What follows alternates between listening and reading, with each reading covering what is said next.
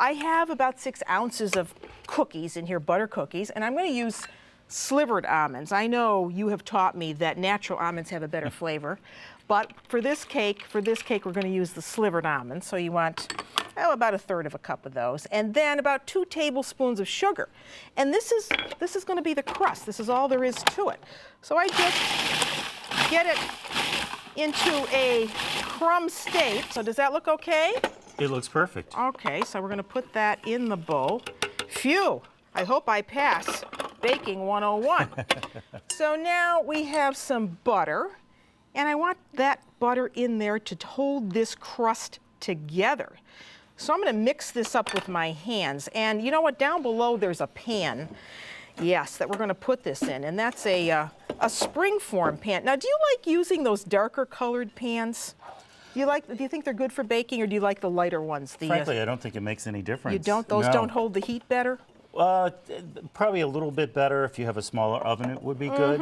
For me, it's just as long as a nice sturdy pan is the key thing. All right, so I buttered it, but now I'm going to ask you to pat in the crumb crust. So I've got all the butter now mixed in. I'm going to put that in there, and I'm going to let you play with that. And just pat that down so that we have a crust. So here is a crust that's all baked, ready to go. And I always say that, you know, besides looking at something, you can tell by smell when something is ready, right? Particularly in baking. Particularly in baking. So here's a crust, and it's all ready to go. And now what we're going to do is make the fillings. So here I have some commercially prepared almond paste, and I took it out of the can because it comes in a lump like that. You just don't want to plop that whole thing in here. So we need about a cup of almond paste. We broke it up. So why don't you put that in there and get that going, because I got to go to the fridge and get some ricotta cheese, because this uses ricotta. I came up with this recipe one day, Jim, when I had all this prepared almond paste around. I didn't know what to do with it, and I thought maybe this would make a good cake with ricotta cheese.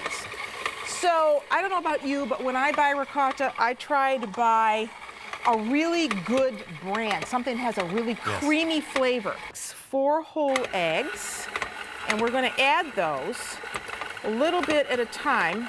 How am I doing? You're doing great. Am I doing okay? Yeah, nice and steady there with the eggs. You know, I read your books all the time, so I get a lot of tips. Oh, thank you. I kind of claim some of your things as my own. You know, it's okay. Well, that's a compliment. Is that okay? That's wonderful. All right, so the eggs have broken up the almond paste. I want to get that creamy now.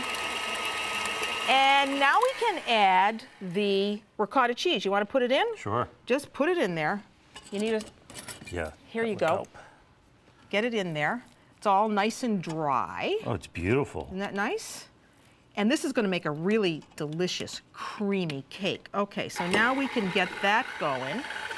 And then what we need is some half and half. It's going to kind of loosen up this batter. You could use low-fat, half and half, if you wanted to. So in goes the half and half.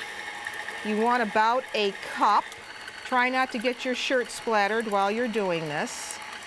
So there goes the half and half. And one thing I have learned from you is that you must always stop the machine and wipe down the sides of the bowl to make sure that everything is well incorporated. Am I right? You're right.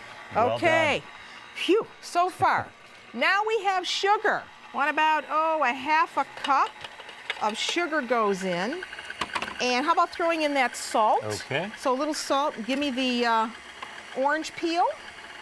That goes in, orange zest. Nice and finely grated. Yeah, and that's going to give a nice little orangey flavor to this. And then a 1/4 cup of flour just to hold everything together. Simple. That's all there is to it. All right, now we can put that, let's put that on the back counter because we're done with that.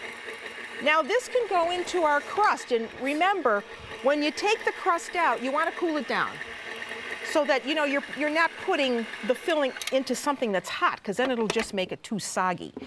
I have found that if you bake the cheesecake at 325 degrees, a lower temperature, the less likelihood it is that the top is going to crack.